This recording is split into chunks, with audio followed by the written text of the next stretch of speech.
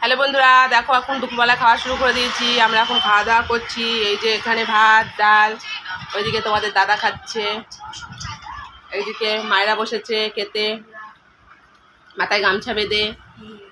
আজকে গামছা বেঁধে নিয়েছে মাথার মধ্যে।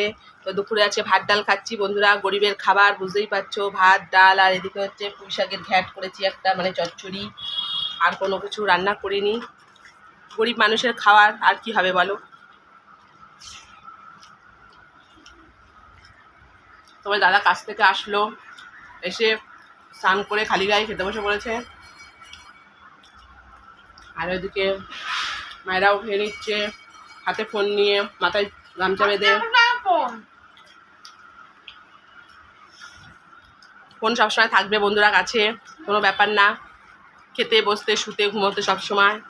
ঠিক আছে বন্ধুরা, চলো।